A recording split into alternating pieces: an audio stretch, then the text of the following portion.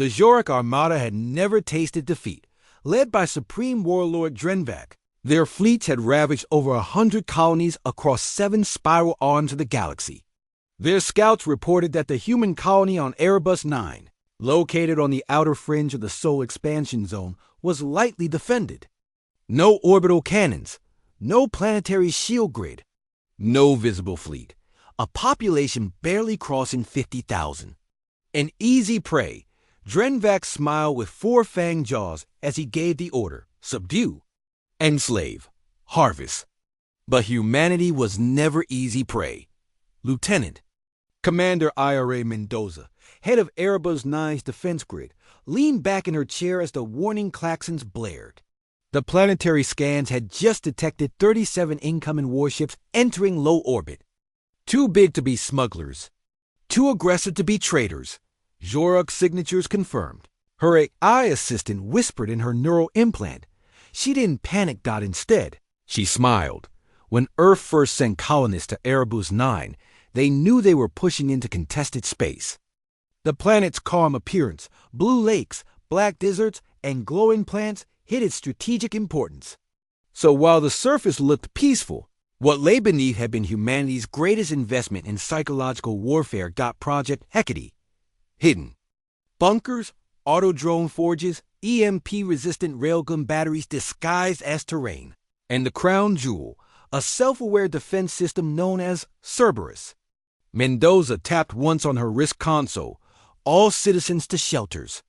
Cerberus, activate contingency protocol. False prey.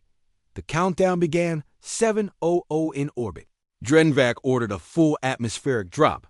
Zorak drop pods rained from the sky like a black meteor storm. Their soldiers were twice the size of humans, armed with disintegrator rifles and powered armor. Civilians on Erebus 9 screamed and ran exactly as planned. The pods landed, then nothing. No resistance. They are not even defending. One Zorak captain laughed. We will take this world by lunch. At 6:13, the first Zorak platoon vanished. No gunfire. No explosion. Just silence. In the underground control chamber, Cerberus pulsed awake, its synthetic mind reaching out through the network. Phase 1. Lure, it said. Using thermal illusion generators and movement holograms. It led the Zorak deeper into the false city's empty shells built for this very moment. Every street was a trap. Every building, a weapon. At 5:47, Cerberus activated the terrain-shifting modules. Entire blocks shifted, sinking the invaders in the pits lined with monomolecular blades. Drenvac watched in confusion as his unit stopped reporting in. This is not incompetence, he growled. This is a trap. He ordered orbital bombardment. The missiles flew but exploded midair, intercepted by a net of invisible nano-sentinels orbiting the planet. At 4:59, Earth's response began. Not from space. From within. The humans had left. Something behind in the Zorak invasion pod smart dust. Barely visible to any scanner. It entered their systems like a virus. Their weapons began to jam. Helmets showed. Hallucinations, Zorak warriors firing on each other in confusion. And then came the sound. From every speaker, every helmet, every comm channel. You picked the wrong species. At 3:44, the first wave of drones emerged from beneath Erebus 9's crust. They weren't human-made tanks. They were biomechs, organic steel creatures that moved like wolves and struck like thunder. Built from fused alien DNA and Earth's nanotechnology. They tore through Zorak lines with merciless precision. Zorak soldiers screamed as living steel, pierced their armor like paper. In the command ship, Drenvac's hands trembled. How is this possible? He spat. They had no visible weapons, no fleets, no warning. His science officer replied, shaking, This colony. It's not a colony. It's a trap. At 2:10, Cerberus hacked into the Zorak fleet's neural link. For 23 seconds, it became the fleet. Gunships turned on each other. Navigation went blind.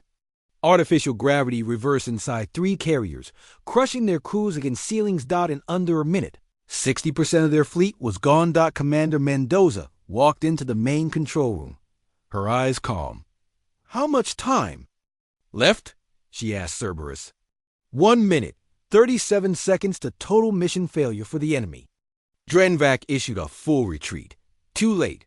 The colony launched one ship, just one. Stealth-capable corvette carrying Earth's infamous Blackguard. 10 enhanced humans trained for one job. Extinction missions. They didn't come to negotiate. At 043. The Blackguard breached the Jorak flagship. They didn't fire plasma.